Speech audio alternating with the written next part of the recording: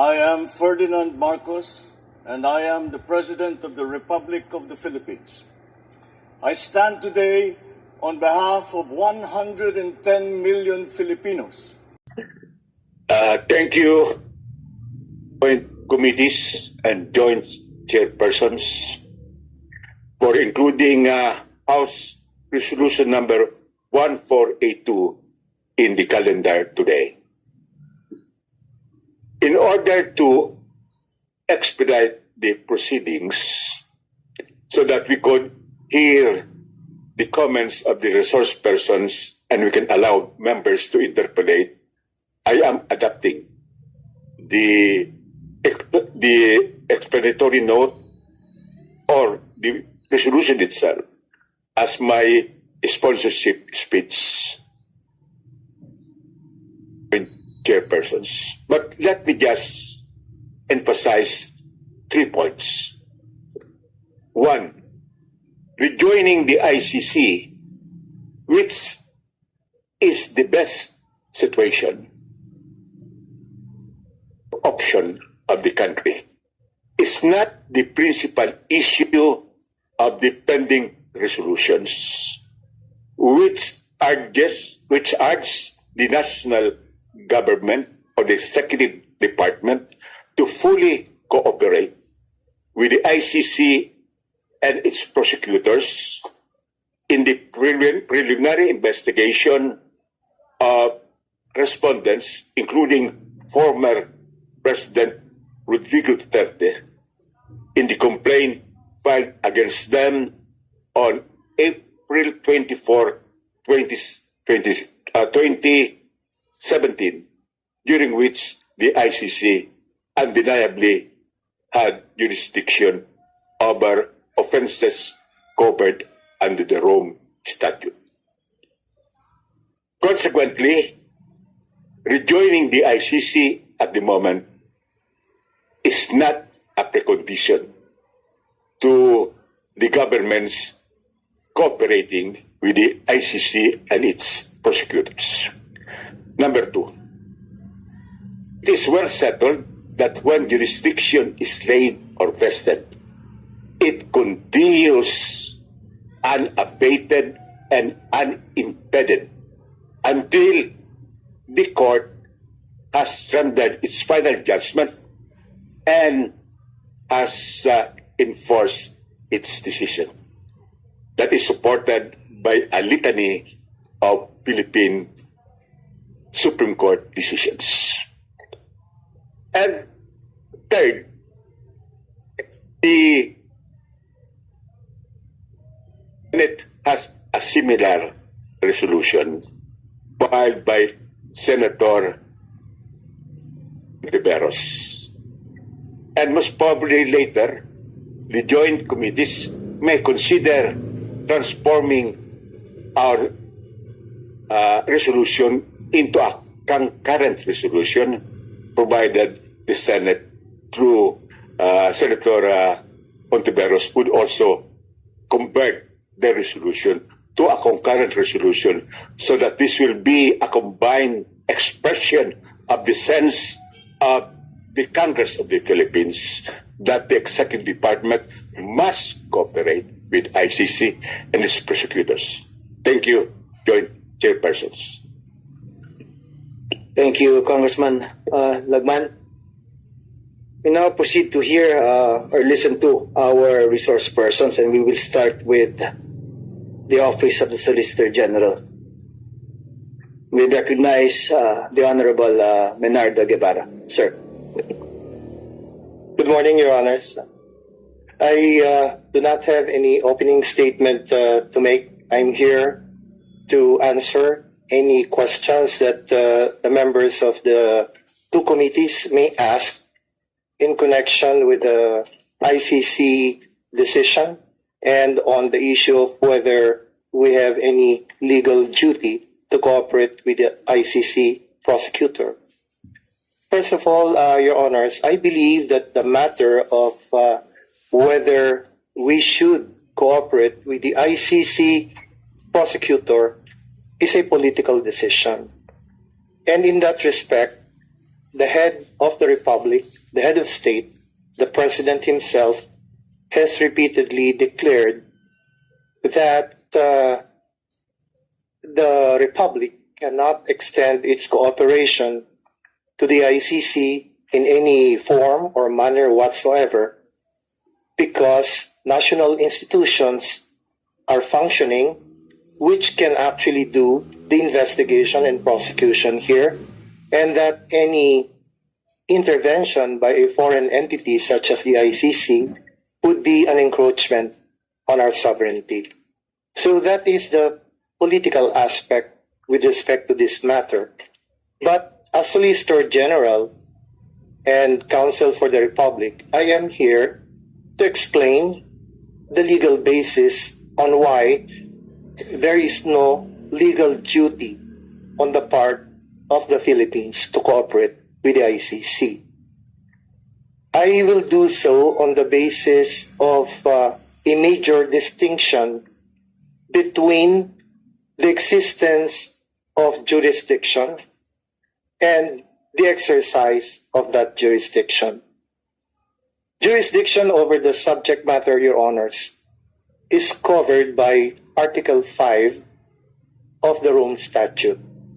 That is jurisdiction over the subject matter, namely over crimes of genocide, crimes of aggression, crimes against humanity, and so forth and so on. Jurisdiction over the subject matter.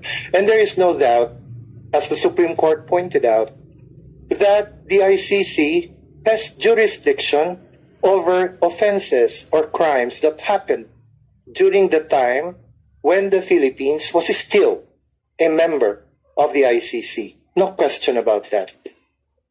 However, the exercise of that jurisdiction is covered by a different section of the Rome Statute. Exercise of jurisdiction is covered by rules, Articles 12 and 13 of the Rome Statute. And there are preconditions to the exercise of jurisdiction by the ICC.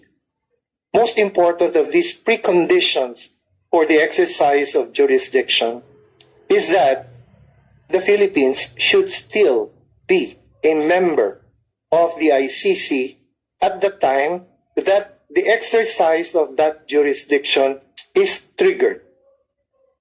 Right, so when was the exercise of that jurisdiction triggered? It's triggered when the ICC prosecutor requested the ICC chamber, the pre-trial chamber, to initiate or to commence an investigation. When did that happen? That request to commence an investigation, which should have triggered the exercise of the ICC's jurisdiction, happened in May of 2021. And the pre-trial chamber granted that authorization to commence the investigation in September of 2021. Now, was the Republic of the Philippines still a state party to the ICC at the time that the exercise of jurisdiction was triggered? Philippines served notice of its withdrawal in March of 2018, and it became effective 1 year later in March of 2019. So at the time that the exercise of jurisdiction was triggered, a precondition for the exercise of that jurisdiction was not existent. And what is that precondition? As I said, membership of the Philippines in the ICC. 2 years had already elapsed when the exercise of jurisdiction was triggered. So for that reason, Your Honors, while in fact it is admitted that the ICC had jurisdiction over the offenses committed during that period when we were still a member, quite unfortunately, the trigger for the exercise of that jurisdiction came much too late.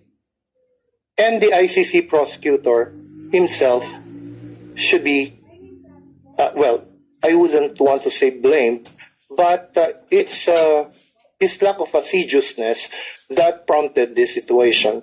This is far different from the case of the Republic of Burundi, because in that case of Republic versus Burundi, Burundi also withdrew from the ICC, but before the one-year period could elapse, the ICC prosecutor commenced his investigation by asking the pretrial chamber for authorization, and the pretrial chamber granted that authorization. So before that one-year period expired in Burundi, na-trigger yung exercise of jurisdiction. Not so in the case of the Philippines. So yun po yung legal basis. Baka po tanungin nyo, ano ba yung significance noong one-year period? Bakit merong one-year period? The reason for that, Your Honors, is the ICC in the articles, under the articles of the Rome Statute, wanted to balance yun pong two competing interests. One major interest is yung sovereign right of any member state to withdraw from the treaty kung kailan niya gusto. That is one major consideration. Any member, any state, if it doesn't want to continue its membership, it has the sovereign right to withdraw from that membership. What is the other competing interest? The other competing interest is the ICC also wants to make sure that efforts to end impunity are also addressed. So how do you balance these two competing interests? By imposing that one-year period within which the ICC prosecutor may initiate his investigation before the effectivity of the withdrawal of that state. Yun po yung balancing factor, that one-year period.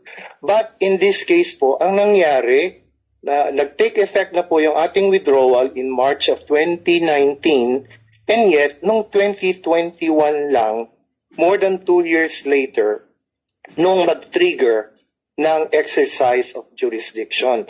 Kasi hindi naman po pwedeng forever, perpetually nakatutok sa atin ang ICC kahit na hindi na po tayo membro ng ICC. Yun po ang paliwanag kung bakit there is no legal duty on the part of the Philippine government to cooperate. As I said, it's a political decision, but from a legal standpoint, the President has made it a point, has emphasized that we have no legal duty to cooperate. Now, the other major consideration po is on the issue of admissibility or the principle of complementarity, which says na ang may primary jurisdiction to investigate all offenses and crimes that happened within Philippine territory belong to the national domestic institutions. At kung hindi po nagfa-function like some rogue states, I wouldn't say in what continent or what, then that's the time that the ICC should enter. Pero hindi naman po tayo nasa kategory ng isang rogue state. We have a functioning legal system. We have a functioning judicial system. So while it may not be perfect, what we have been emphasizing is it's there, it's in place, it's working. We all know that. Kung tayo po may problema sa hustisya, we still go to our national institutions, whether we belong to a political party or not. Pag may problema po tayo, we still go to the Department of Justice. We still go to the PNP kung meron po tayong complaint. We still go to the courts kung meron po tayong any civil matter that needs to be resolved. So we all know that our domestic system, legal system, is still functioning. Yes. So yun po yung punto ng presidente from a political standpoint. That's If we allow someone else to do what we ought to do, then in effect we're surrendering part of our sovereignty. So by so doing, are we also parang not upholding the rule of law? Not really. Because if we do so, by ourselves using our own national institutions. That is also upholding the rule of law. Go, SOLGEN. For now, that's all that I can say, Mr. Chair, and I'm willing to answer any questions that the members of the committees may ask to clarify. Thank you, Your Honor. Thank you, Sergeant Guevara.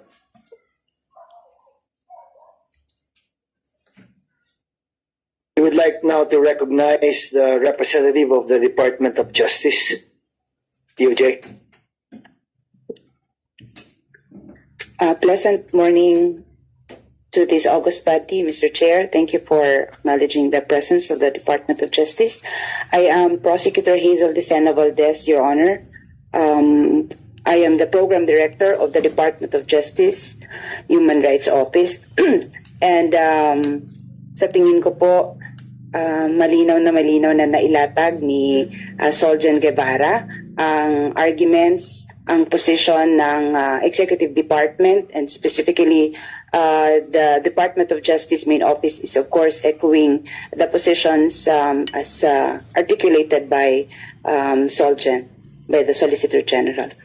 In addition to those, the Department of Justice would like to express the respect to the expression of the sense of this House, of the House of Representatives, urging the Philippine government to cooperate through the House resolutions that were filed and are pending consideration right now. Aside from echoing and reiterating the pronouncements made by the President on this matter, the Department of Justice would like to emphasize on the following. Number one, that the present administration has followed through on the efforts of the interagency review panel that was previously created to look into the drug-related operations under the previous administration where death occurred. More particularly, Mr. Chair and Your Honors, Secretary Boying Remulla convened in the past months the Department of Justice, National Prosecution Service, the Philippine National Police, the National Bureau of Investigation, the Philippine Drug Enforcement Agency, including the Dangerous Drugs Board, and gave them clear instructions to ensure that people are made accountable for the wrongs done under the previous administration's campaign on the war on drugs. In Secretary Remulla's words, he does not want for history remember us as a government that did not do something about that. And thus, these agencies have been looking into more than 7,000 incidents or police operations that resulted in death. Department of Justice's new policy on the proactive involvement of prosecutors in the investigation of crimes and build-up of cases will give this review of incidents a new perspective, and that is the prosecutor's leadership and supervision of these investigations. With prosecutors closely working with law enforcers in this review and investigation processes, there will be more thorough dissection of the events and evidence involved in these incidents. Secondly, the present administration renewed and continues with its active and constructive engagement with the international community and with the review mechanisms of the United Nations and special mandate holders in order to improve and strengthen the state's accountability mechanisms. For instance, the state engaged in several revalida or constructive dialogues before the United Nations bodies to review, report, and receive recommendations on the state's compliance with several human rights treaties and conventions. Among others, in November 2022, the state engaged with the United Nations Human Rights Council in reviewing compliance with the 8 human rights conventions to which the state is a signatory.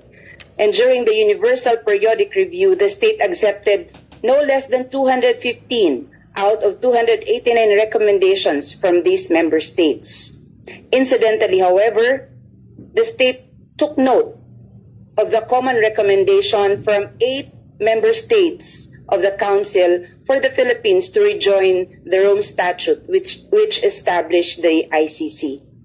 The state also engaged with UN committees in reviewing our compliance with our obligations under the following conventions, among others, the Convention on the Rights of the Child, Convention on the Elimination of Racial Discrimination, and the Convention on the Civil and Political Rights. Third, the state also accepted visits of special rapporteurs of the United Nations on climate change, on the sale and exploitation of children, on freedom of expression. Next week, the state will receive the country visit of the UN Subcommittee on the Prevention of Torture, which will examine to strengthen our domestic accountability mechanism.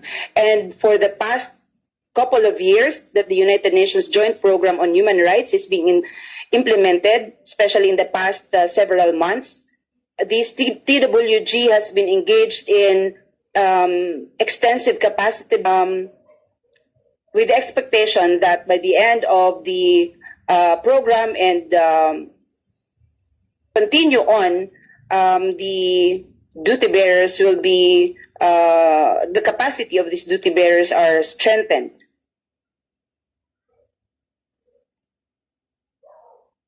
In fine, Mr. Chair, the Department of Justice wishes to echo the statement of the President that the state's legal, law enforcement, and judicial systems are all working, and thus, coupled with the recent developments in terms of the efforts of the present dispensation showing the seriousness, sincerity, and willingness of the Philippine government to investigate and prosecute grave international crimes, there is no need for the ICC to step in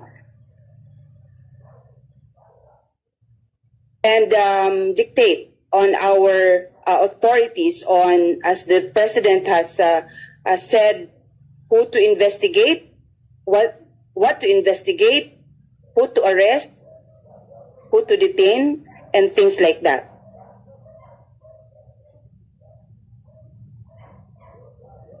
Finally, echoing the statement of the President that he will continue to defend the sovereignty of the state and will question the jurisdiction of the ICC and their investigations here in the Philippines.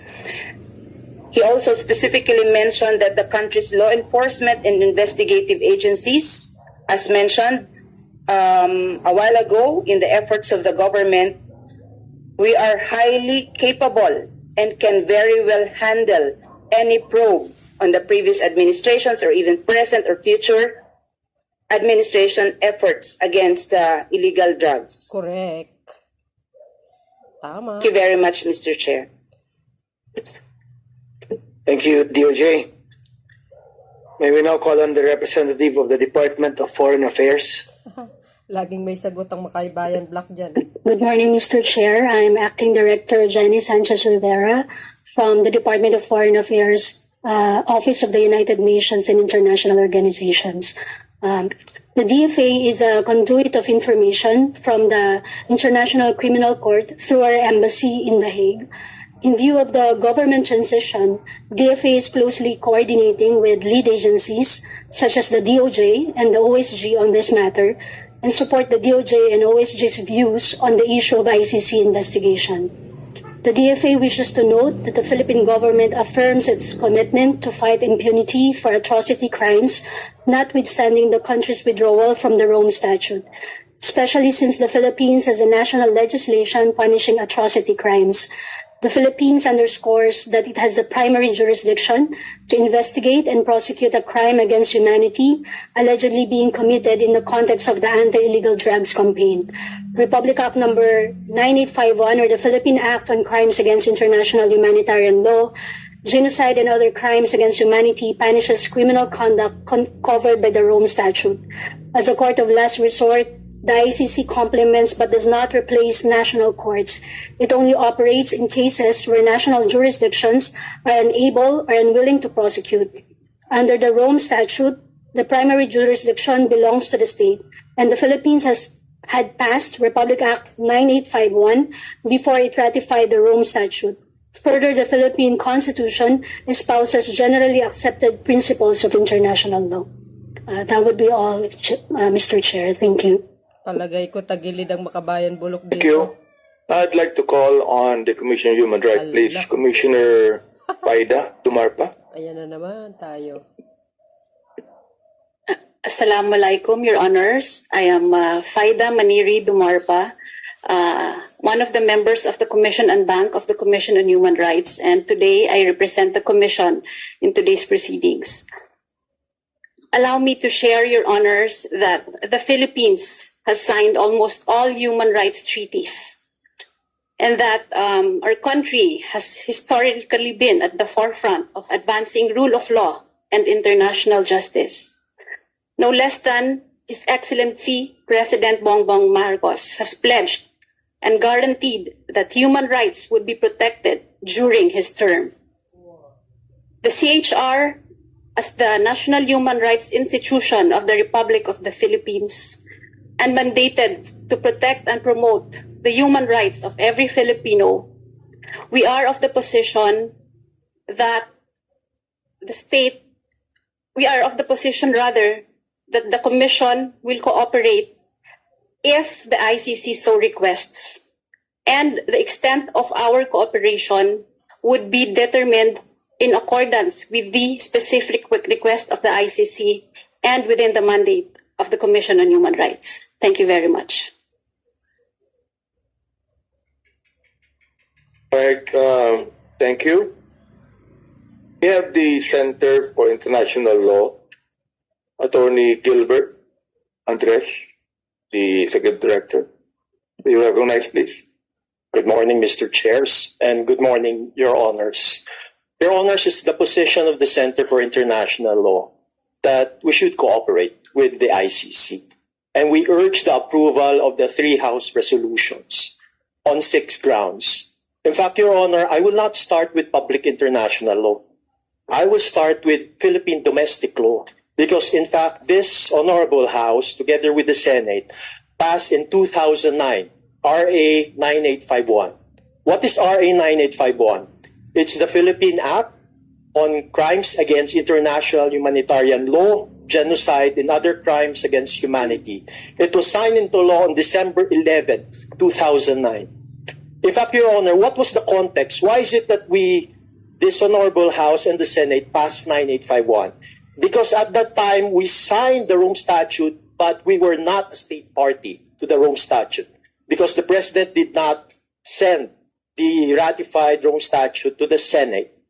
Hence, there was actually an advocacy campaign for the Philippines to satisfy its international obligation under international humanitarian law, under the Geneva Conventions. And we have ratified all of the Geneva Conventions.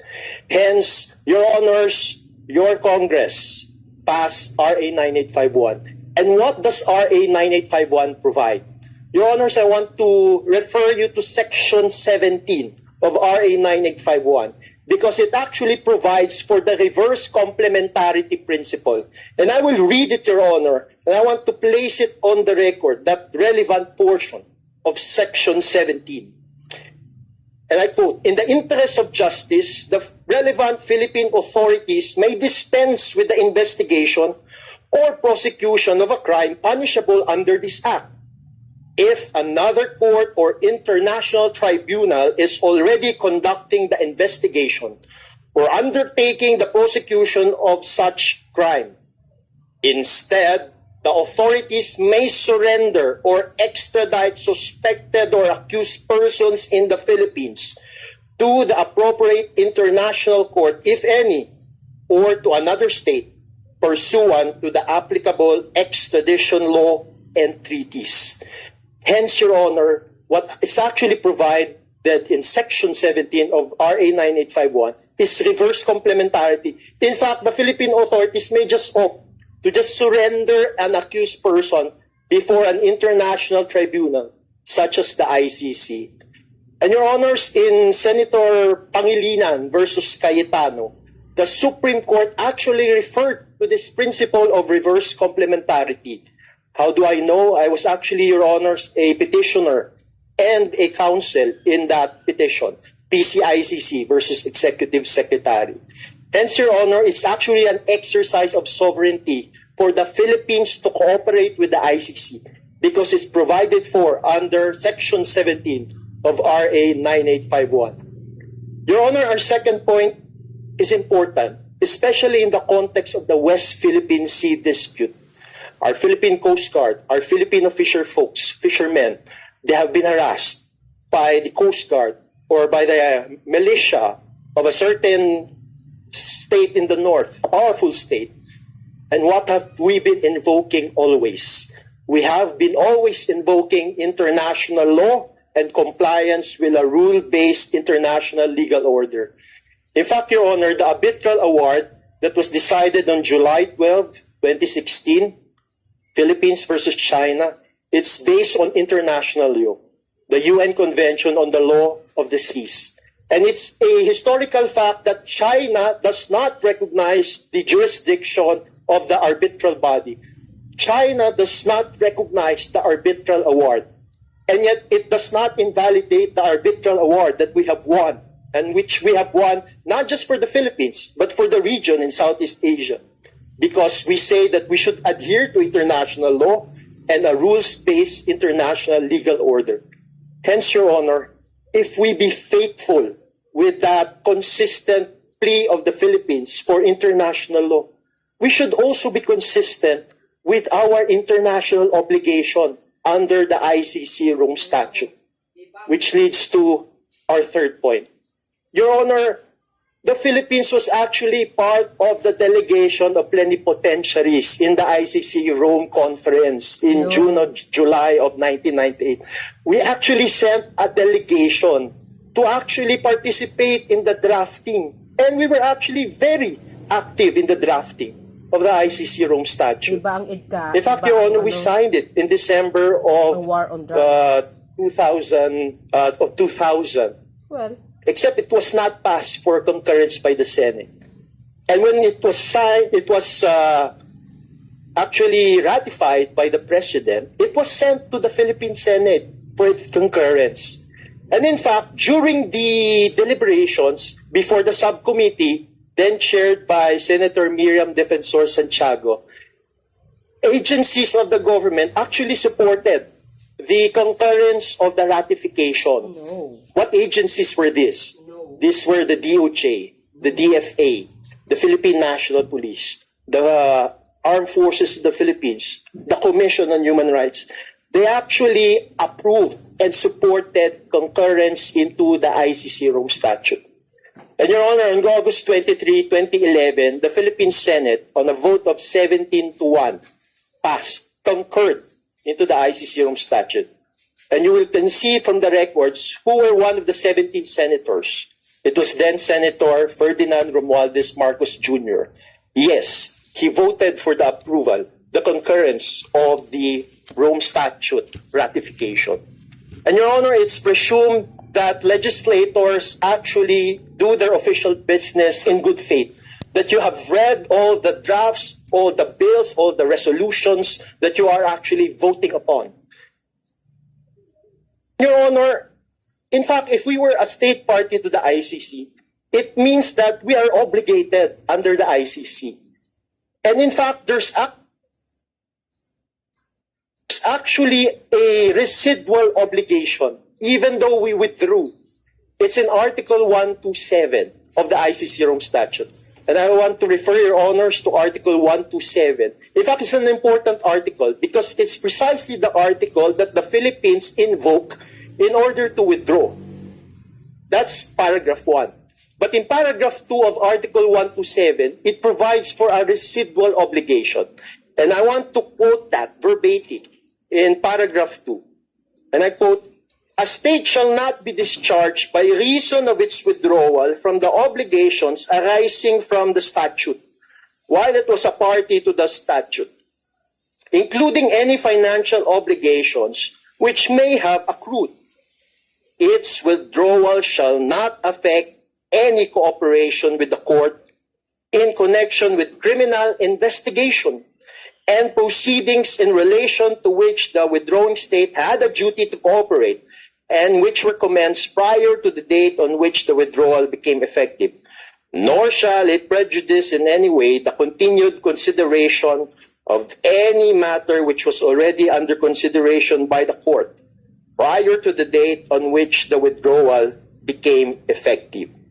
And Your Honor, in Pangilinan versus Cayetano, the Supreme Court referred to Article 127 of the ICC Rome Statute, and even it actually affirmed our residual obligation under that provision. In fact, it says that we really have to cooperate based on Article 127, Paragraph 2 of the ICC Rome Statute. Which leads, Your Honor, to my fourth point. Your Honor, complementarity has always been said to be a provision wherein the ICC will come in if the state is unwilling or unable. Your Honor, to be honest and to be frank, with all due respect, that's actually a misconception. Why? Because if you want to look at complementarity as a principle, you have to look at Article 17 of the ICC Rome Statute. And Article 17 of the ICC Rome Statute has 3 paragraphs. 1, 2, 3. This is the architecture. Paragraph 1 refers to any situation, any cases that are not admissible before the ICC. And what are these cases which are not admissible to the ICC? These are cases wherein an investigation or a prosecution has been done, okay, except the state is unwilling or unable to genuinely prosecute or investigate. Meaning to say, Your Honor, if you just look at the grammar, the text itself, it presupposes that there's an investigation or a prosecution for international crimes. Now, if there's an investigation or prosecution, then the ICC will look, is this investigation or prosecution, is it really genuine? Or the state is unwilling or unable to genuinely, and I'm saying that, genuinely, to emphasize, investigate or prosecute. Hence, Your Honors, it means that if the state is not actually investigating or prosecuting, then that's the time that the court, the ICC, will do its complementary jurisdiction. Why? Because the state did not do its primary jurisdiction to investigate international crimes. And the context here, Your Honors, these are not just simple crimes. These are most serious crimes of concern to the international community. In fact, these are international crimes. War crimes, genocide, crimes against humanity. And we had that experience, Your Honors, during the Japanese occupation. 100,000 Filipinos were murdered, looted, raped, burned in Manila from Feb 3 of 1945 up to March 3 of 1945. 100,000 Filipinos. And that's a war crime. In fact, there was a prosecution, Yamashita versus Tyre. That's a prosecution for war crimes. Hence, Your Honor, that's the reason why if the state is not doing its primary duty to investigate international crimes, then the ICC will come in order to prevent impunity. That's why the question is just simple.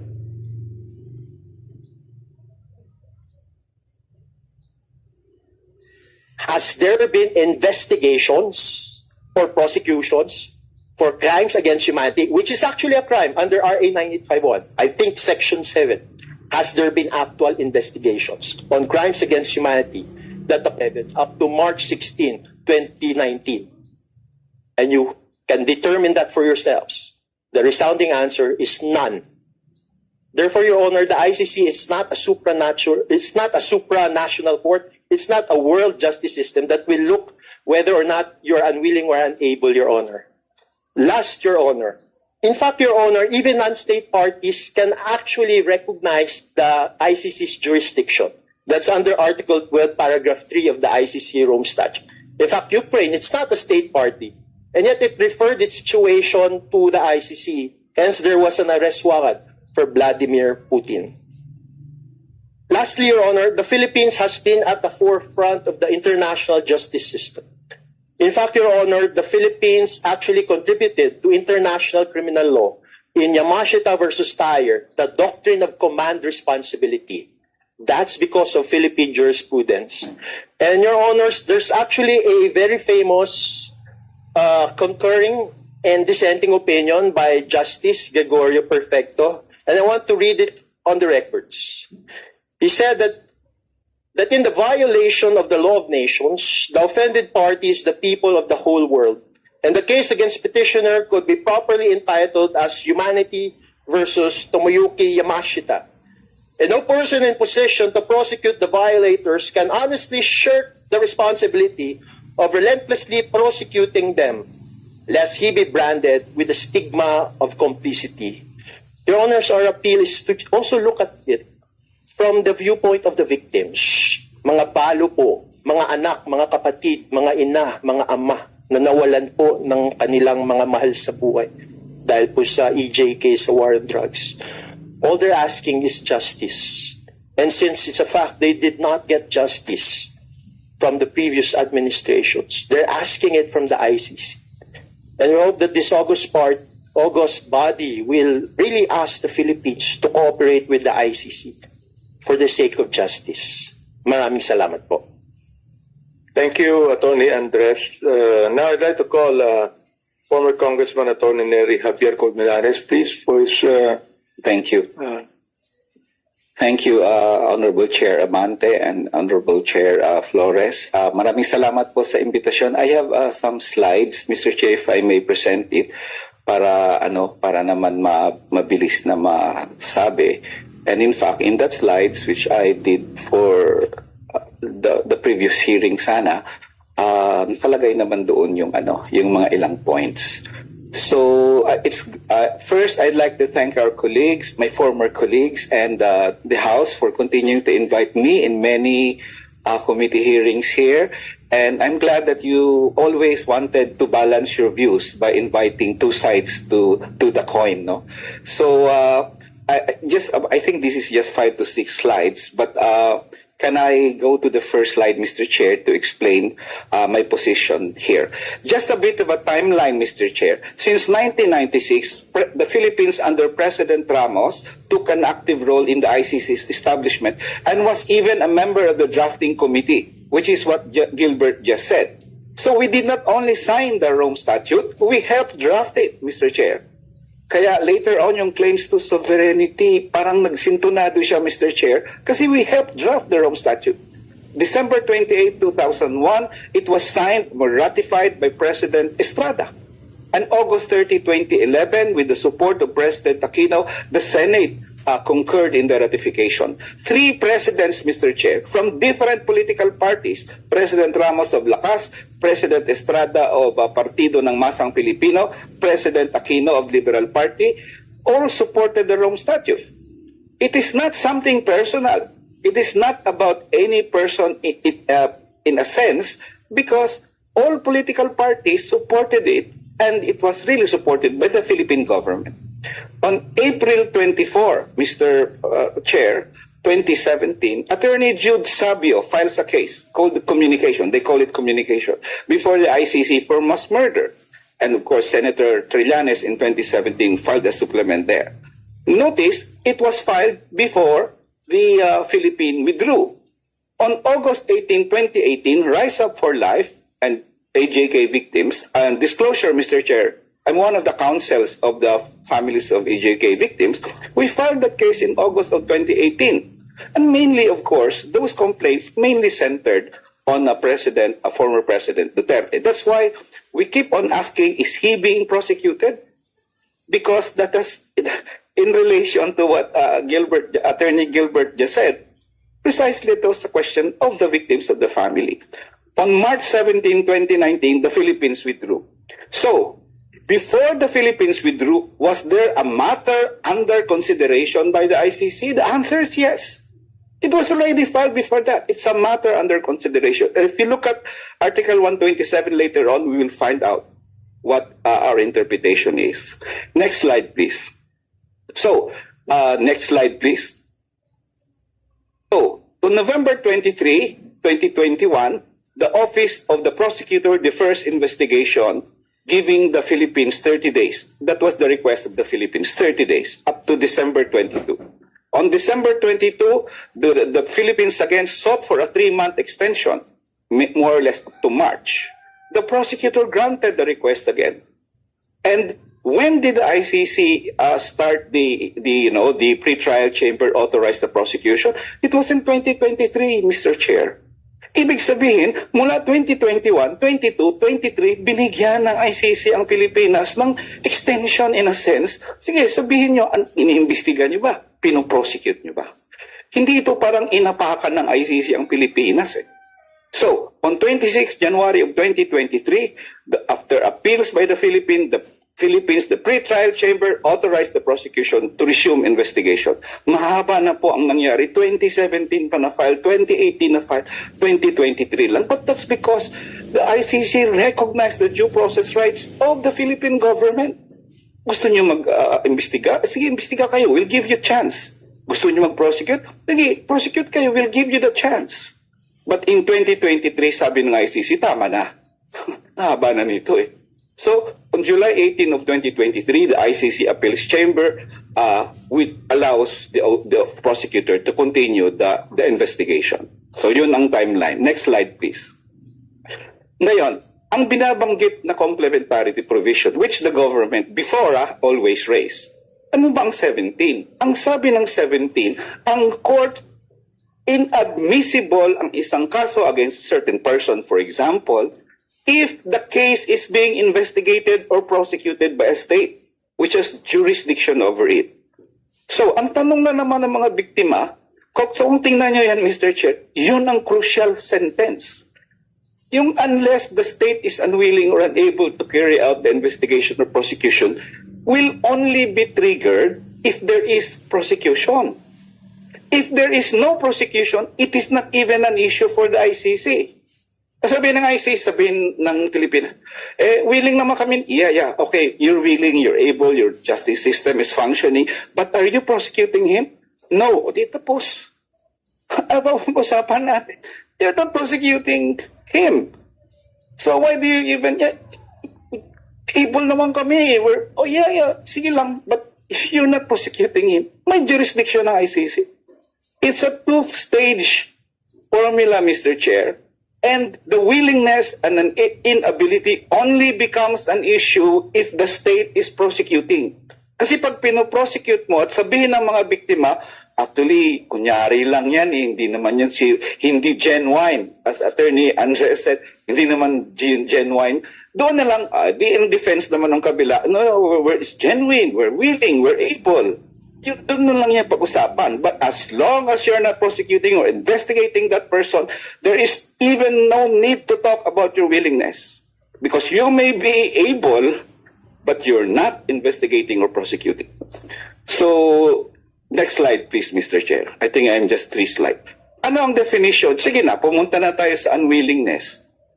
Kung gusto nating pag-usapan, although sinasabi ko it's not even an issue. Anong definition ng Article 17, Section 2? Unwillingness is the proceedings are being undertaken was made for the purpose of shielding the person concerned from criminal responsibility. Ibig sabihin, yung prosecution, actually intention, kunyari lang, but actually to shield the person. In that case, kahit pinoprosecute nyo, sabihin ng ICC, hindi, may jurisdiction kami. You're actually trying to shield him. Ganon. Or look at letter B, subparagraph B, Mr. Chair. There has been an unjustified delay in the proceedings. Hindi ba delay yun? 2017, 2018 pa na-file, 2023 na wala pang kaso. So that actually already shows your unwillingness under the definition of the Rome Statute, which we helped draft. We helped draft that provision. So we cannot now say, hindi, we didn't intend that kasi you helped draft it. Sinabi mo, the moment you're committing unjustified delay in the proceedings, you're unwilling. We agreed to that. So, or the proceedings were not conducted independently or impartially. So I don't see any debate at all on Article 17 on complementarity, Mr. Chair. Kasi ang tanong lang naman, ito prosecute niyo ba yung tao? Hindi tapos ang usapan, di ba? Last 2 slides, I think, Mr. Chair. Next slide, please. So, why does ICC have jurisdiction over the case in 2017-2018? Well, tingin namin, because it was President Duterte was the main, kung baga, accused or respondent then, ang tingin namin is not being prosecuted. So the ICC has jurisdiction. That's it. And then, of course, unwillingness. Yun lang naman na hiningi ng mga ng pamilya ng biktima. So, that's really, for me, unacceptable na naghanap na nga ng paraan ng hustisya ang mga pamilya ng biktima, tapos durug-durugin mo pa na parang, di ba? That's my opinion, Mr. Chair.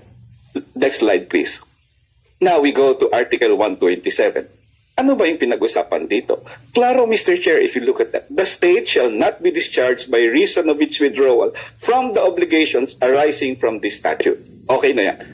Criminal investigations, its withdrawal shall not affect any cooperation with the court in 1. Criminal investigations and proceedings which were commenced prior to the date on which the withdrawal became effective. So when was the criminal investigation or proceedings commenced? We argue, Mr. Chair, as early as 2017 and 2018, it was commenced. That's why the government cannot now claim na, actually, nag-commence lang yun ng 2021, long after we withdrew. No, it has commenced as early as that. When we filed it, and a preliminary examination has been conducted by the prosecutor. Of course, government kasi, preliminary examination, hindi naman proceeding siya. You can debate that. But the ICC has ruled na bahagi yan ng proceedings.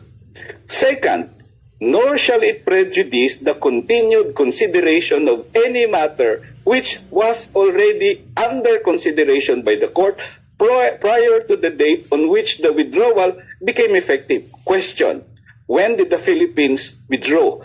2019, March, Mr. Chair. Kailan ang matter, when did a matter become under consideration by the court? 2017. It was filed by Attorney Sabio in 2017. 2018, Rise Up for Life and families of the AJK victims filed it in 2018. Was it a matter under consideration by the court? Yes. You filed a complaint, ino-consider, nagpe-preliminary examination ng prosecutor. So it was under consideration by the court prior to the date. Is there an issue of sovereignty on the issue of 127 and even admissibility? No, Mr. Chair. It's not an issue of sovereignty kasi we signed a treaty obligation. For every treaty obligation, you are admitting, sige, UN, magbabayad kami because we signed the charter. Sige, magbabayad kami dyan. Member kami ng kung anong international body. Yeah, in a sense, di ba? But you agreed to that. Ganun talaga yun eh.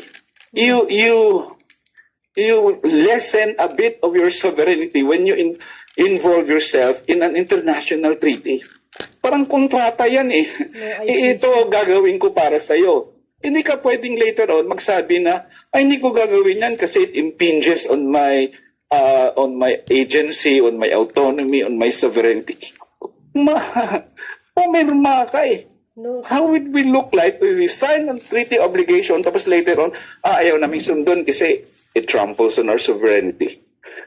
Sabi ko nga, the one person who cannot claim sovereignty is the person who allowed China all the claims in our territorial claims in the West Philippine Sea. So in the end, I think I have the last slide, Mr. Chair.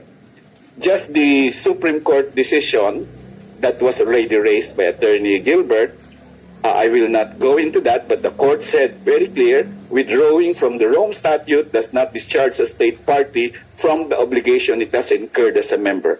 Last point, Mr. Chair. This is not something personal, and I remember the quote of Honorable Abante. This is not personal. This is about justice. No. Allowing families of the victims to at least naman makakita ng konting aninag ng hustisya. That they were so deprived. Their due process rights were so trampled upon for so many years, Mr. Justice. They have to go to the ICC at the time to ask for justice. No. So, in the end, it is about abiding by our international obligations. No. It is about abiding by international law. It is about justice to the victims. Hindi ito personal.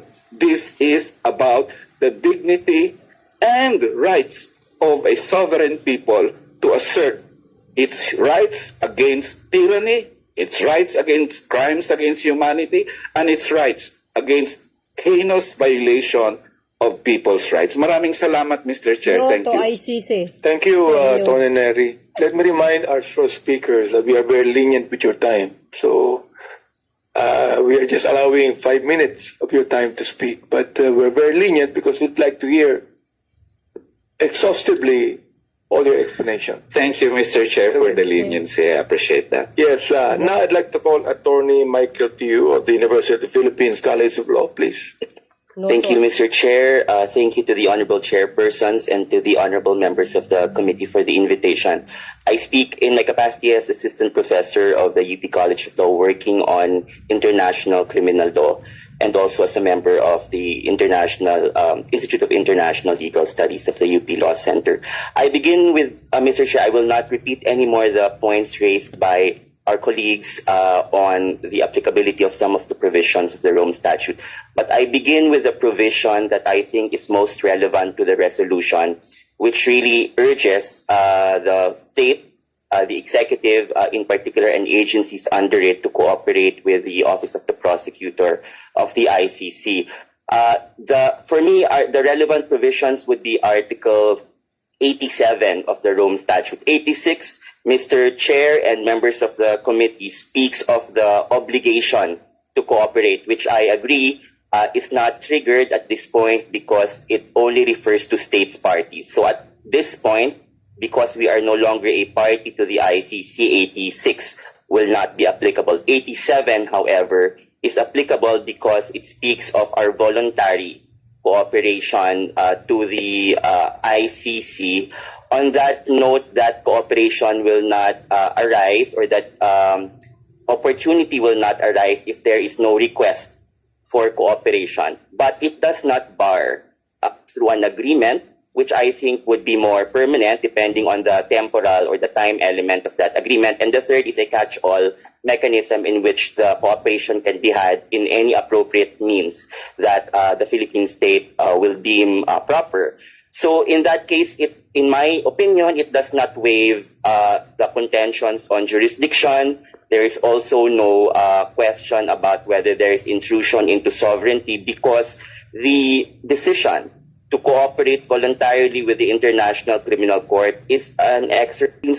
Think that an exercise of a political decision like this, because you will hear members of the committee a contention that it intrudes upon the prerogatives of the executive, particularly because the president is the foreign policy architect and therefore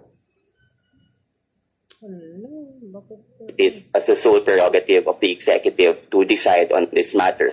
And of course, the bedrock principle there would be separation of powers, as we all know. I think, and this honorable body is well aware because of the work that it does every day, that the separation of powers is not a straitjacketed principle. It allows for the dynamic interaction of the departments. And in this case, that dynamic interaction would be present because the resolution will only urge the executive to cooperate. It does not compel the executive to cooperate, but it does express the sense of a co-equal branch of government, and both of them are political departments in our system of government. So I would say that that dynamic relationship is an important illustration of how the departments should work with each other. I would even go further to opine, Mr. Chair, that, and members of the committee, that this is an opportunity to exhibit that dynamic operation of separation of powers and corollarily checks and balances, because the legislature, in particular the Senate, had little to no participation in our withdrawal from the Rome Statute. That was decided by the executive, and while there may have been resolutions filed, as this is noted in the Pangilinan case as well, to objecting to the withdrawal without the concurrence of the Senate, that had not been considered by the body. And so I think that this is an opportune time to discuss this, to have this dynamic relationship play out. So on that point, Mr. Chair, is So that's the point on jurisdiction and waiver of jurisdiction. Another point, Mr. Chair, is our cooperation an indictment of Philippine or domestic institutions? I don't think so, Mr. Chair. My opinion is that at this level, where it's just an investigation, there would be no indictment of those institutions. So what would happen at most is that those investigations will proceed simultaneously. Cooperation, honorable members of the committee, will not bar domestic investigations. All the investigations will still proceed. But why is there a need to cooperate? Because in both cases, whether we're talking about ICC investigation or OTP rather investigation or domestic ones, time is of the essence because evidence erodes. So here, we are not only talking about delay in the sense of injustice to the potential defendants or accused, but we're talking about delay that affects what evidence can be used. So if we wait so long a time to investigate, then all your forensic evidence will no longer be there after a period of time. And that goes into, as discussed earlier, questions of admissibility and whether that evidence in the first place is being used by national investigations. I also want to emphasize, Mr. Chair, that the purpose of an investigation, or at least the one that is conducted by the OTP, is to find facts. So there is no person identified yet. That's precisely the point. We are trying to identify. In the past, the Office of the Prosecutor pursues a case against the person most responsible for the offense. And so we don't know that yet. That is precisely the purpose of the investigation. And I think that this honorable body, alongside other agencies, is in the best position to understand what an investigation could flesh out. Because in the course of the work of the honorable members, especially in legislative investigation, that's exactly the point. We're trying to find out what happened, and the outcome is not predetermined. And that is also the case here. It could turn out that the OTP investigation finds that there's no crime or that no one is responsible, or we cannot pinpoint who is responsible. So I think that that process should be allowed to play out. And the contention is that because it's only before the office of the prosecutor, which is as in domestic parlance is part of the executive, not part of the judicial process, it is not a matter before the court. But I would refer the honorable committee to Article 34 of the Rome Statute, which mentions or enumerates the organs of the court. It mentions the office of the prosecutor along with the registry as organs of the court. And one other clue, Mr. Chair and members of the committee, why I think that the OTP is part of the court as it is envisaged in the Rome Statute is that unlike domestic jurisdictions where prosecutors have a free hand to file cases, file information in our domestic language, here they have to ask for authority from the pretrial chamber. And so the relationship is intertwined between the OTP and the pretrial chamber. So, and then the last point, Mr. Chair, which is my end point in this discussion, before I open myself to questions, is that the Rome Statute, its entire architecture, and the point is really to prosecute the crimes of most serious crimes of international concern. That's why the international community has an interest. But also, Mr. Chair, so that there is no impunity. So the design of 1272 is that even that you cannot defeat the powers of the court, the jurisdiction of the court, by simply withdrawing from its regime when the processes are no longer going for you. And so if in this case the investigation or the court does not recognize its jurisdiction, there is an implication in its very purpose, which is that there is no impunity in the commission of crimes, as in this case, crimes against humanity. Thank you, Mr. Chair and members of the committee. So, let me now call the Philippine National Police, Police Brigadier General Rodolfo Castil, Directorate for Investigation and Detective Management. You recognize the General. To the honorable members of the House of Representatives, Committee on Justice and Committee on Human Rights, especially to its respective honorable chairperson, Honorable Jonathan K. Flores, sir, and the Honorable Benvenido Abandi, Jr., sir, and to all the attendees present in this inquiry, House inquiry. Magandang umaga po sa ating lahat. I am Police Brigadier General Rodolfo Castil Jr., the Deputy Director of the PNP Directorate for Investigation and Detective Management. And on behalf of our Chief PNP, Police General Benjamin C. Acorda, allow me to extend our gratitude to the Honorable Committee for inviting us in this hearing. Upon perusal of House Resolution numbers 1393, 1477, and 1482, concerned government departments and agencies are being urged to cooperate with the investigation of the International Criminal Court on the death that transpired during the anti-illegal drugs campaign of the previous administration. Relatedly, the PNP remains steadfast with its uncompromising stand to observe the rule of law, to respect human rights, and to ensure accountability of those perpetrators of crimes. As to the giving of support to the investigation being conducted by the International Criminal Court, we are of the humble view that it will be more prudent if the PNP will just submit to the position of the President as head of the executive department to which the PNP is under, and of the Department of Interior and Local Government being an agency under the same. That will be all, sirs. Ma'am, magandang tanghali po ulit sa atin. Thank you, General Co-Chair. Thank you, PNP. We will now be opening the for questioning of our members. And for those who would like to give questions to our research persons, can you please just inform the COMSEC that you would like to do so that we can do it orderly? We would like to recognize first. Sorry, go ahead. I ask the first question for Congressman Lagman. I just would like to refer the question to a good friend of mine, Attorney Guevara. All right, because you made mention that the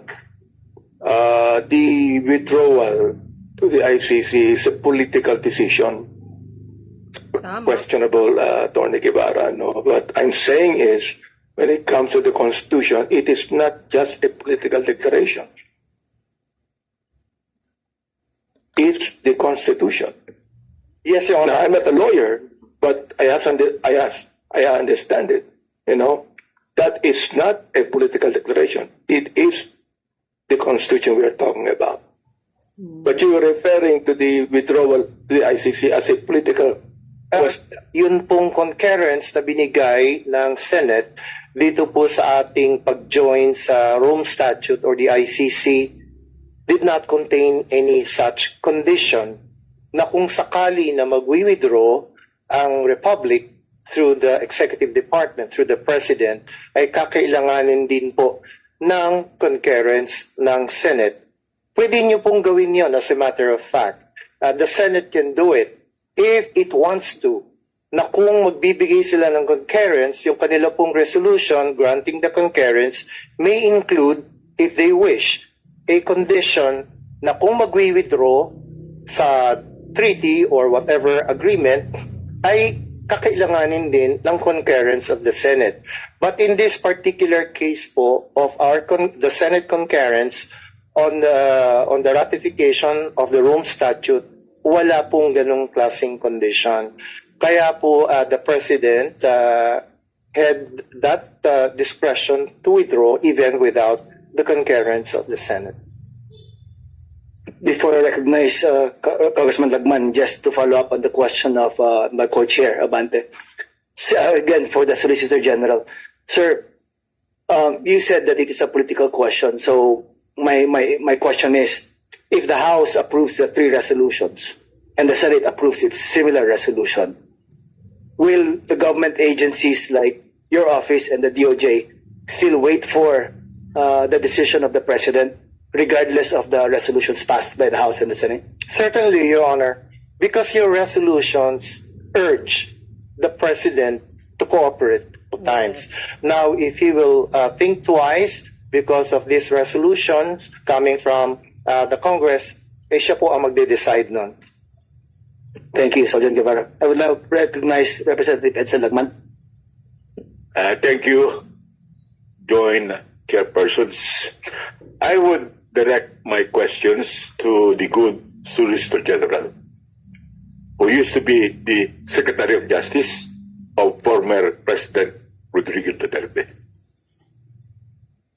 In your presentation, Solicitor General, you delineated jurisdiction into two aspects. One, over the offense, and two, exercise of jurisdiction. Is that correct? That is correct, Your Honor. Now, with respect to jurisdiction over the offense, you conceded that the ICC has jurisdiction over the offense alleged in the complaint filed before the ICC. Is that correct?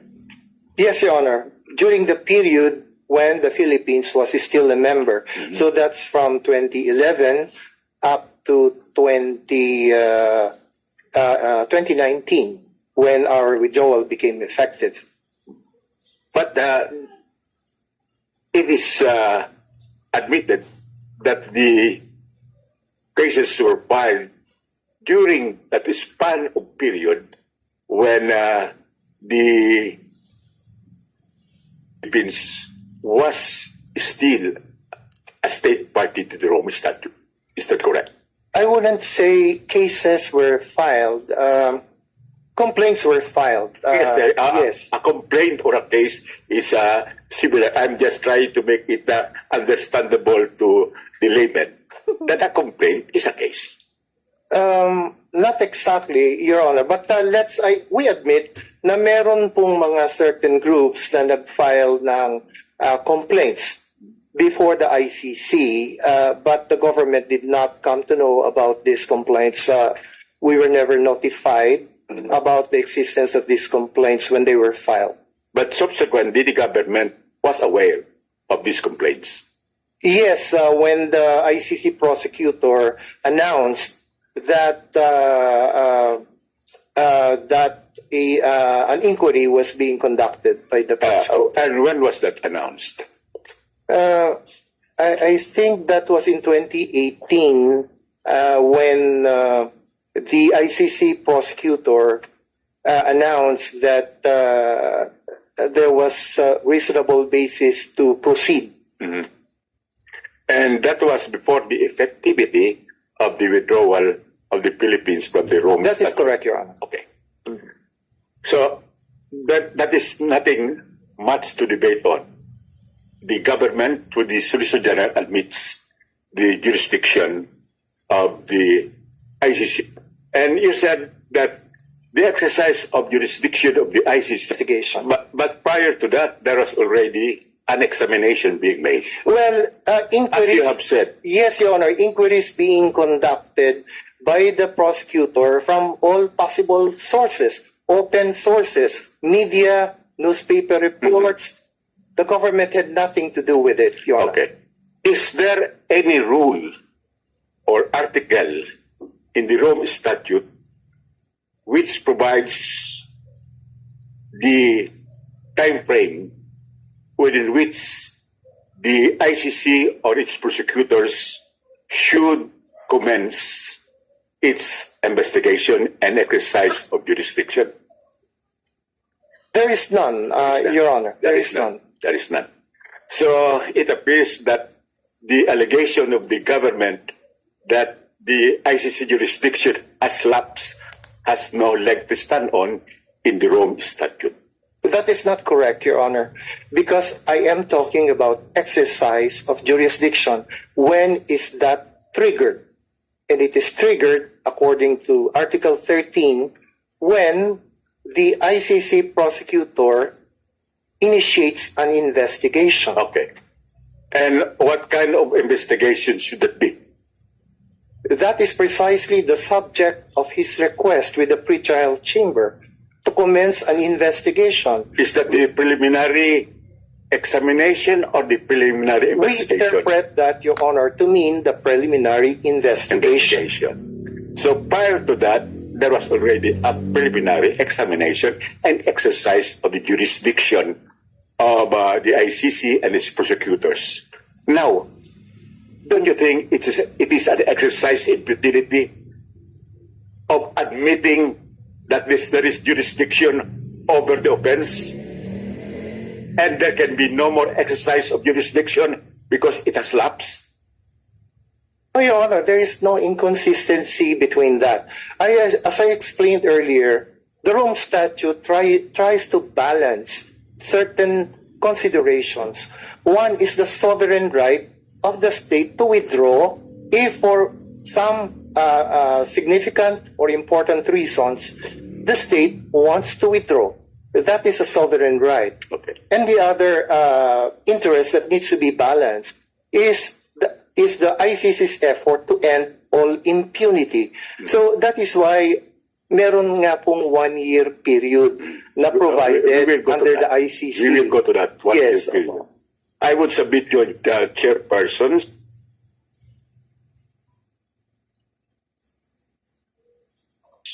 that it is truly an exercise in futility that you adopt jurisdiction over the offense and you frustrate the exercise of jurisdiction because it has lapsed, particularly so when there is no rule in which the ICC or its prosecutors should act. Now, may we know whether the state party to the ICC, like the Philippines, would have concurrent obligations as well as residual obligations? Ang tinatanong niyo po ay ang ICC or ang member state po ba? Ang tinatanong yung member state, the member state of the Rome Statute, which created the ICC, does the member state like the Philippines have concurrent obligation when it is still a member or when it is still a state party and has residual obligations after its withdrawal becomes effective? Yes, Your Honor, definitely. Habang siya ay miyembro ng ICC, naturalmente lamang po na meron siya mga certain obligations to perform as a state party to the Rome Statute. At meron din po siyang residual na obligations like halimbawa po yung mga contributions, mga financial contributions. Kahit na po siya ay nakapag-withdraw na, kung meron pa po siyang mga financial obligations, ay patuloy pa po niyang kailangang i-discharge yung ganong klaseng obligation, which is residual after the effectivity of its withdrawal. Okay. Maliban sa financial obligations, meron pa ba na residual obligation ang isang state party na nag-withdraw na with effectivity? Maring mayroon pa po yung sinasabi nga na residual obligation to cooperate. Opo. Pero yun pong obligation na yun ay hindi na magmamatter kung talagang effective na po ang kanyang withdrawal. Ang gusto mo, hindi na residual yun kung effective na yung withdrawal. Ang residual ay after the effectivity of the withdrawal. Ang sabi mo ay merong residual obligation with respect to financial obligations. Yes. Meron pa pag ibang obligasyon? Kung ang tinutukoy niyo po yung ay after the effectivity of the withdrawal, ay wala na pong legal duty to cooperate. Wala na. Nabasa ba po ninyo? Palagay ko, nabasa naman ninyo yung Article 127. Article 127. Yes, sir. Ano sila sabi dito? Let me quote again. This was quoted previously.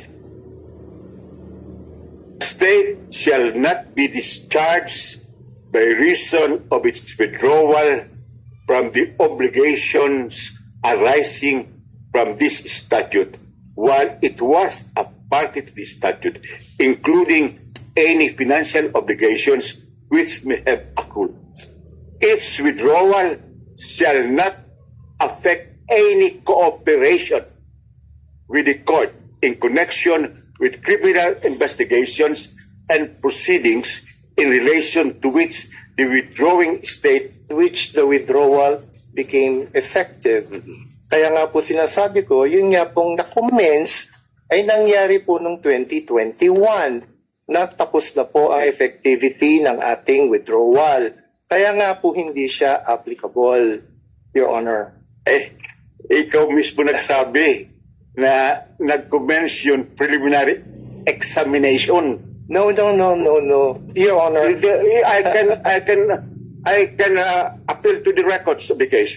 You said that the preliminary, the examination mismo ay nag-commence before the effectivity of the Philippines withdrawal. But the request for a preliminary investigation came after.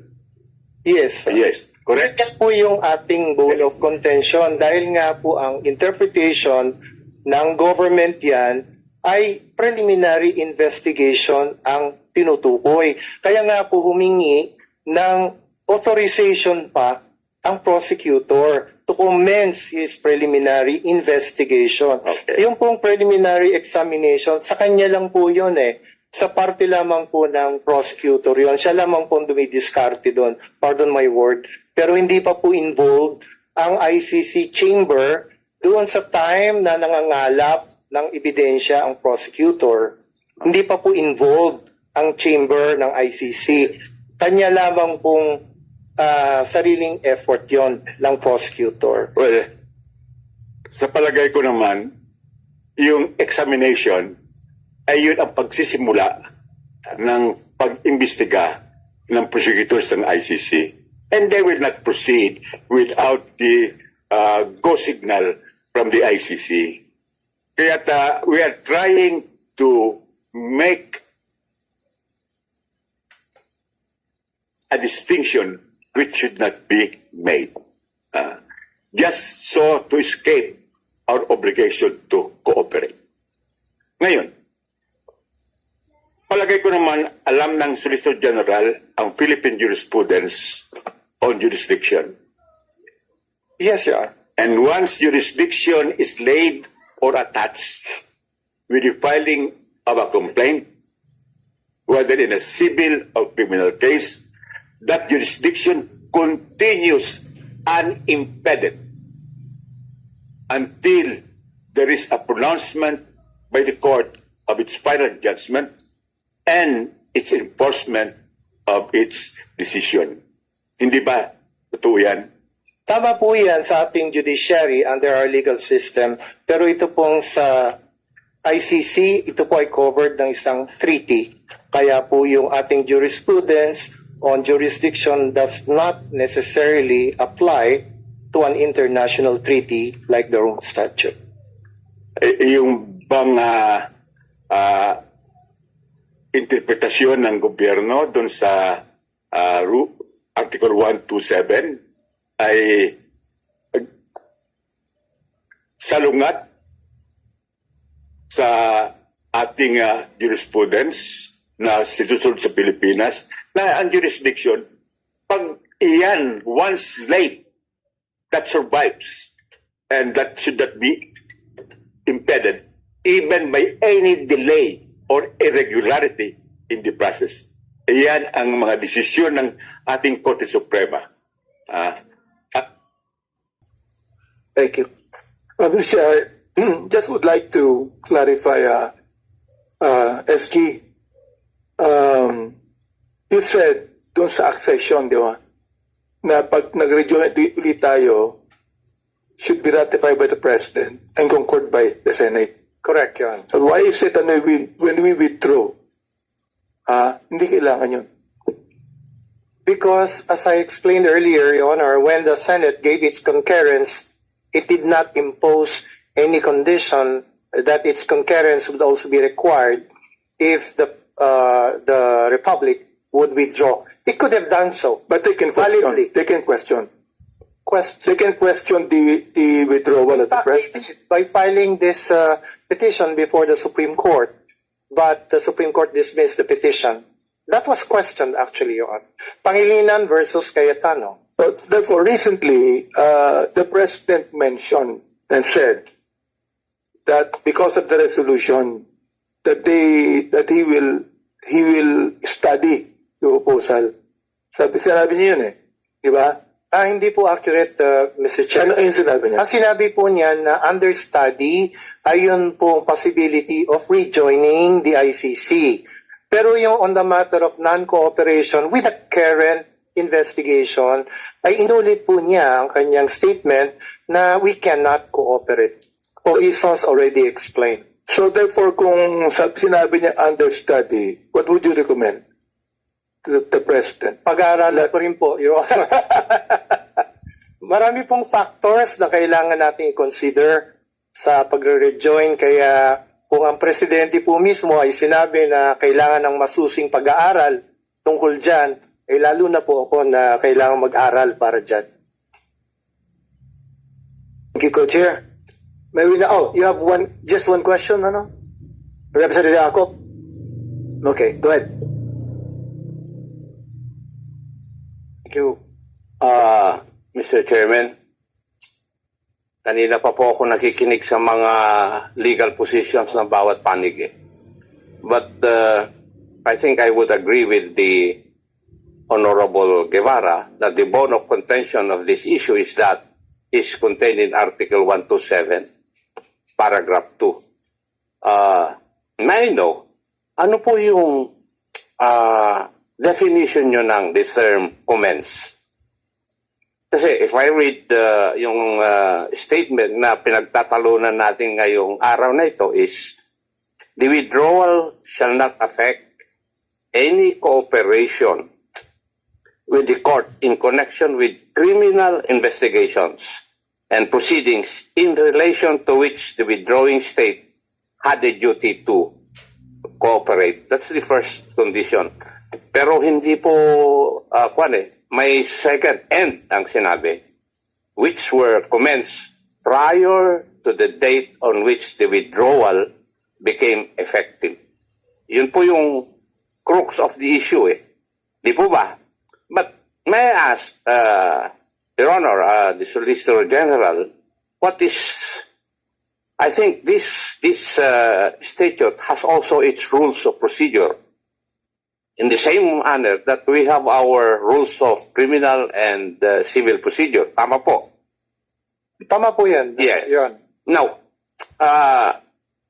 the statement speaks of the term commence. So, going to Webster Dictionary, it means to begin or to start.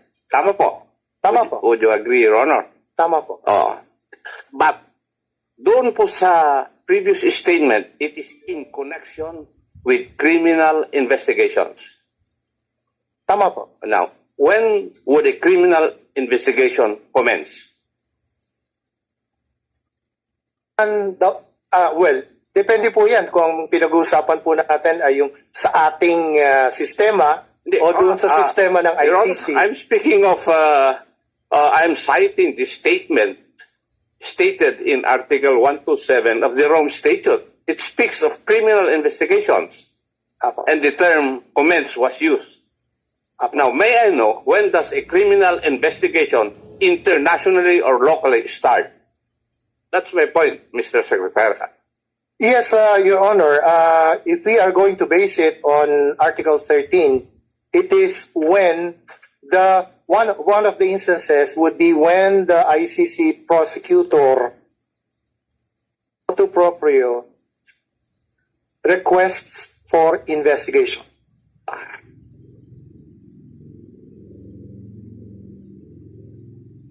Request to commence. Maybe we should take a look at Article 13. Article 13 speaks of exercise of jurisdiction.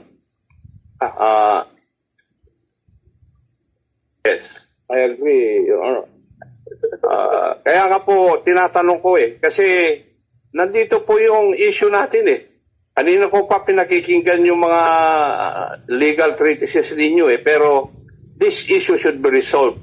What is the legal definition insofar as international law is concerned sa term not to commence? And insofar as international law is concerned, what do we mean by criminal investigations? And when does a criminal investigation start? International law. Yun po yung issue ngayon eh. Yes, Your Honor. In the case of the Rome Statute, which created the ICC, the commencement of the investigation would be at the point where the pretrial chamber authorized the ICC prosecutor to commence his investigation. That is exactly what the two judges of the appeals chamber said. In fact, the prosecutor filed a request for the commencement of his investigation. He made that request to the pretrial chamber in March of 2021. So, the pretrial chamber authorized the commencement of the investigation in September of 2021. I heard that from you, Your Honor. So that is my answer. I also listened to my good friend, the Honorable Colmenares. And I'm speaking as an investigator, Your Honor. A criminal investigation starts the moment a complainant files a complaint against somebody. Kaya, tama yung sabi po ninyo, CONG Colmenares, kanya-kanyang interpretasyon ito. Because they look at the rules of procedure. Dito po sa rules of procedure ng Rome Statute, wala akong makita na that will state kung kailan nagsisimula yung criminal investigation stated in Article 127. Yun po yung ko. Thank you, Mr. Chair. Mr. Chair, if I may just clarify doon. Mr. Chair, just to clarify kung Kops. Short lang, okay. Mr. Chair. Kasi I agree with the SOLGEN, exercise of jurisdiction is under Article 13 in relation to Article 15. And that's what the SOLGEN said. In relation to Article 12. 12. But then Article 13 refers to 15. You mentioned it that kanina. What does Article 15 say? The trigger ng exercise of jurisdiction. The prosecutor may initiate investigations proprio moto on the basis of information on crimes within the jurisdiction of the court. It does not say that the prosecutor will ask, but it says initiate. So that is different from preliminary investigation. And that is founded, Mr. Chair, for the lawyers na lang, under the same Article 15 referred to by the Solicitor General, subsection 6, which says, if after preliminary examination referred to in paragraph 1, which is investigation, the prosecutor concludes that information provided does not constitute a reasonable basis for investigation, he shall inform. And on the other hand, he may even also ask. So basically, ang sinasabi ko lang, Mr. Chair, while, of course, the victims will argue na nung final namin yan, it's a matter under consideration by the ICC. But even granting the argument of the government na it's Article 12 and 13 in relation to 15, then the start of the preliminary examination, which is in 2018, is the start or the commencement of the proceedings. But the government, well, they argue, no, it's not the preliminary examination of the prosecutor. It's when he or she requests for the preliminary investigation. That's a matter of interpretation now. But for us, Article 15 is very clear. The exercise of jurisdiction is triggered when the prosecutor motu proprio investigates, doesn't even ask for approval, investigates, and that's why we say under the terms of Article 127, it has commenced and therefore the state has to cooperate. Thank you, Mr. Chair, for that. Thank you, Attorney Neri. Solgen, can I just get back to you later? Ito yung war on drugs. At ang ginamit na pamamaraan dito ay tukhang. At ito yung mga nangyari. Kung makikita ninyo, kung nagbabasa kayo ng mga istorya ng mga biktima, maiiyak po kayo eh. Ano kaya yung pare-parehas ang pattern. Yung mga sundalo na pinapatay ng NPA. Nagplanta ng mga ebidensya. So, ito ba ay hindi concern ng gobyerno sa ngayon, Mr. Chairs, dahil Feeling magaling ang joke. well, talagang kung concerned talaga ang gobyerno at seryoso talaga sila. Lalong-lalo na ang DOJ, ang PNP, di bali ng PNP sangkot sila Naman. Sa genuine prosecution na sinasabi po doon sa Rome Statute, ay dapat ay hindi lang 50, hindi lang 57. Kung naging meron mang uninterested na mga biktima po o mga pamilya ng biktima, so dapat tinulungan po natin sila, no? May mga moto proprio tayo na pwedeng gamitin. So in the span of 6-7 years, ganito lang yung nagawa ng ating prosecution. No wonder bakit tayo ang sama ng image natin sa international, ang pumapasok ang ICC dito. Dahil 7,000 is 7,000. Isa nga lang yung mamatay, concern na talaga, Mr. Chair. Kaya tayo, so kami, resolve kami talaga na payagan natin yung ating yung ICC na mag-cooperate. So in-encourage ko talaga kasi sinasabi ng mga resource person natin dito na National Government Agency, it's up for the President. So kami, nag-aapela talaga kami kay Presidente. No way. Napayagan yung dito, no?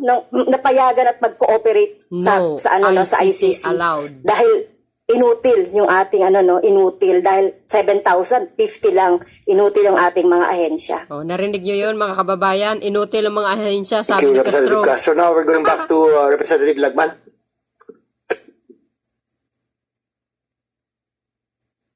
Inutil talaga. Actually, joint chairman,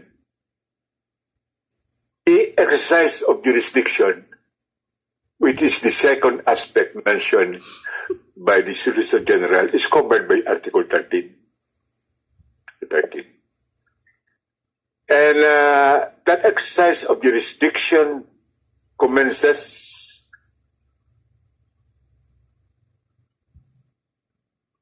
when the prosecutor has initiated an investigation in respect of such a crime in accordance with Article 15.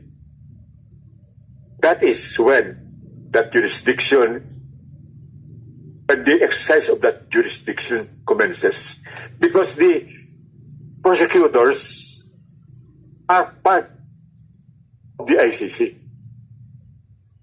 What does Section 15 say? Section 15 provides for two kinds of investigation. One is investigation motu proprio of the prosecutor. Under the agencies, under the coverage of the ICC. And the second investigation is the investigation which is usually referred to as the preliminary investigation as authorized by the pre-trial chamber. But that second investigation is not the commencement. Commencement is the investigation motu proprio by the prosecutor. Is the language. It says here,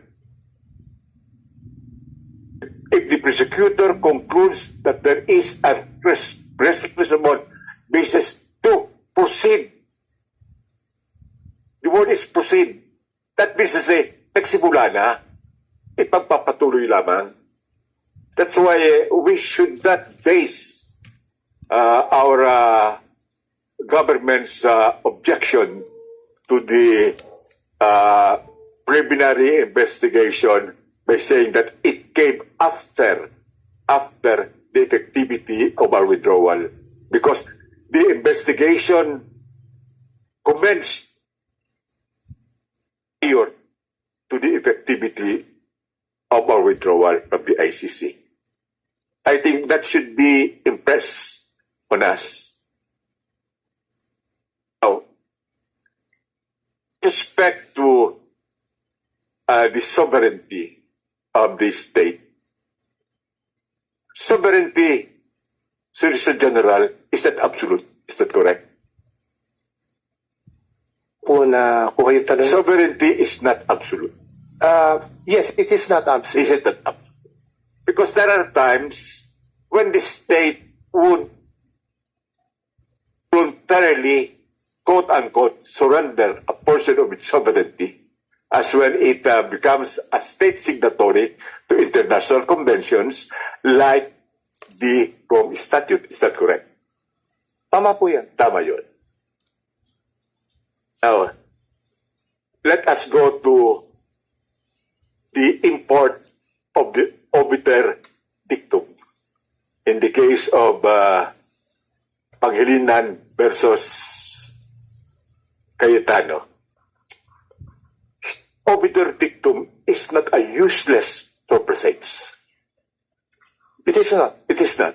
It expresses the sense of the court as guidance. Is that correct? Tama po. Okay. So, let us not demean that decision that there was an obiter, because that obiter is significant. And my last question,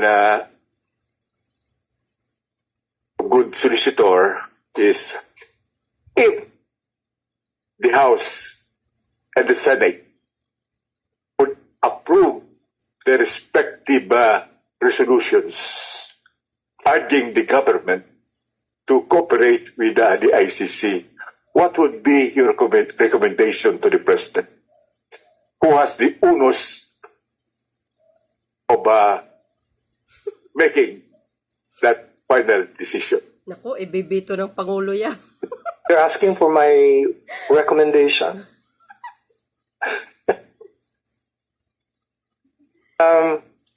Your Honor, if it were just probably some members expressing their sentiment, I would not have any problem with that, Your Honor. But if it's an institutional resolution, meaning as adopted, and it's the House itself and the Senate itself expressing that sentiment, it will really be a very complicated situation, Your Honor, because from the point of view, from an external point of view, it would seem that the Republic is fragmented in its position. One political department is saying something, and another political department is saying another thing. When the President made his statement that that the government will not cooperate, my understanding is he was saying that as head of the Republic, as head of the state, the sovereign Republic of the Philippines. Correct. He was not saying that simply as chief executive or as the head of the executive department. He's saying that as the head of state. Yes. Therefore, Your Honor, that will put him in a very difficult situation. Tama. I cannot, as of this time, think of a recommendation to give to him. It's really something that I would request Congress itself to think about. Because, as I said, it will appear to the outside world that the Republic is fragmented. Well, if the Republic is fragmented, there is good reason to unite the political departments. And nothing is cast in stone. Do you agree? That is true. And the President can change his mind and consider the joint sentiment of the House and the Senate Is that possible? I am sure, Your Honor, that if the proposed resolutions come to pass and they are adopted as institutional positions of both the House and the Senate, the President will definitely consider your resolutions. Mhm. But whether or not he will actually follow your request that we cooperate is something that he alone, as head of the government, head of state, and representative of the Republic, may decide on. But, you know, the President does not act alone. That is why he has his cabinet. Laging may sagot He has his Solicitor General. Is the Solicitor General ready to defy the resolutions of the House and the Senate? Your Honor, the resolution is not addressed to me. It's addressed to the President. Tama. It's addressed to the Executive Department, the government, and you are part of the cabinet of the President.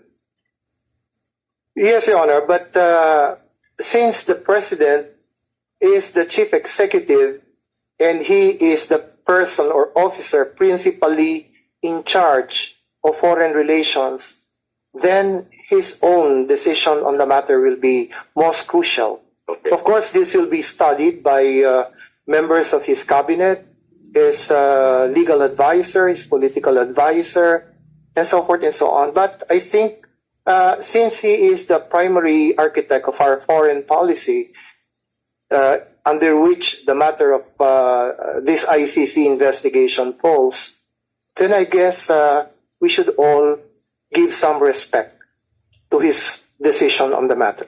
Well, we give respect, but we would like also to put out our own sentiment on the matter. Suppose the President would ask you, Mr. Solicitor General, what is your recommendation after the Senate and the House approve the resolutions? Your Honor, I have already taken a position on this matter when I represented the Republic of the Philippines before the ICC Appeals Chamber. And I have no reason, Your Honor, to change my position. Yes, yeah. So if the President would ask me about my personal position on the issue, I will stick to what I have always adopted before the ICC. And in that appeal before the ICC, the government lost. How? Because the ICC said that the preliminary investigation must proceed. No. Your Honor, lost, yes, in that sense that the prosecutor was authorized to continue with this investigation. But to a certain extent, that decision was also a failure. And why so? Because it did not rule on jurisdiction. And that is why I'm saying, Your Honor, that although we have different interpretations as to the meaning of Article 13 in relation to Article 15, the time will come when this issue will actually be raised again before the ICC. And when will that time be? When specific, concrete cases are filed against certain specific individuals are concerned. And these individuals will raise the very same issues raised by the state.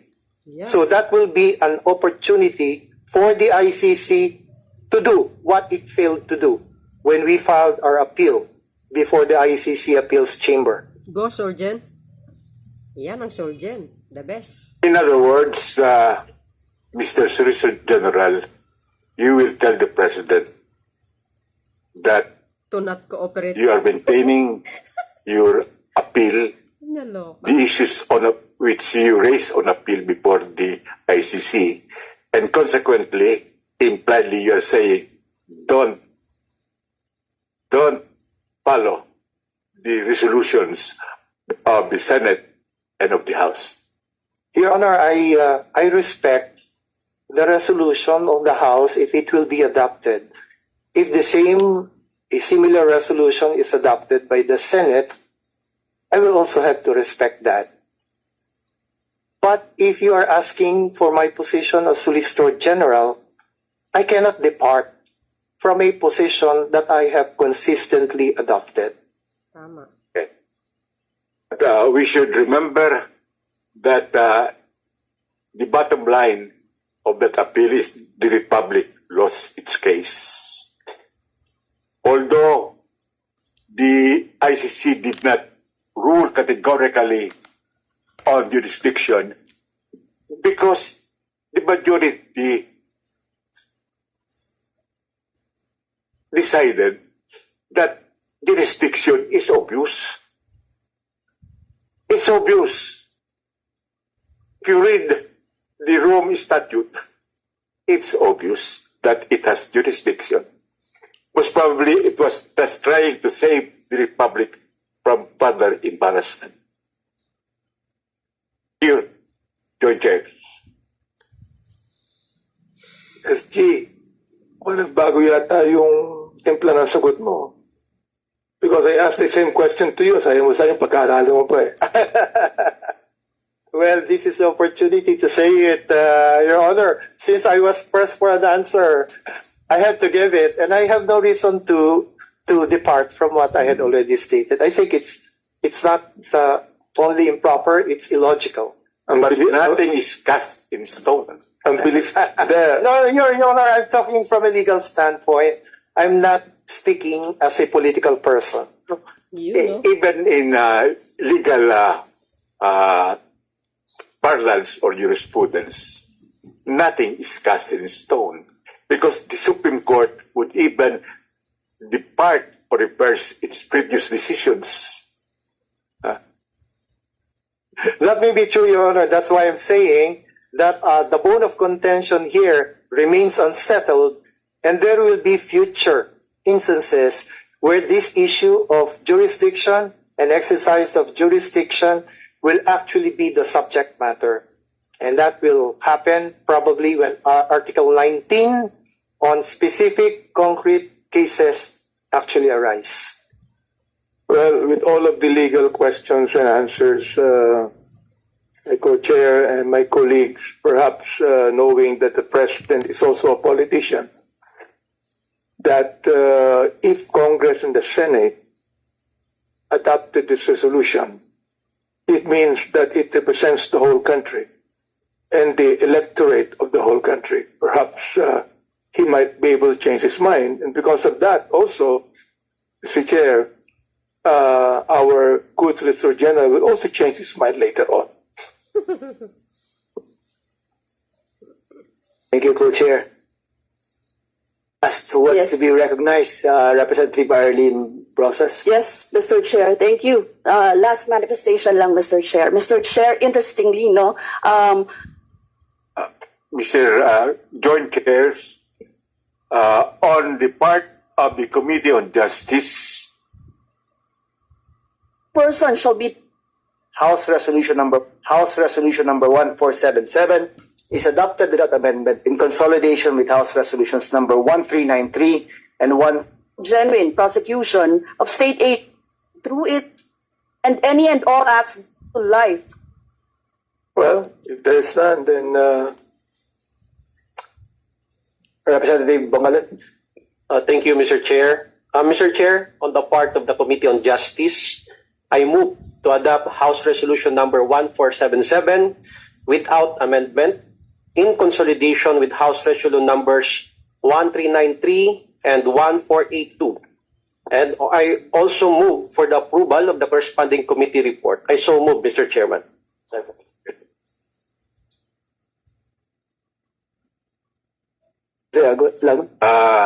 Mr. Joint Chairs, on the part of the Committee on Justice, Committee on Human Rights, I move to adopt House Resolution number 1477 without amendment in consolidation with House Resolution numbers 1393 and 1482.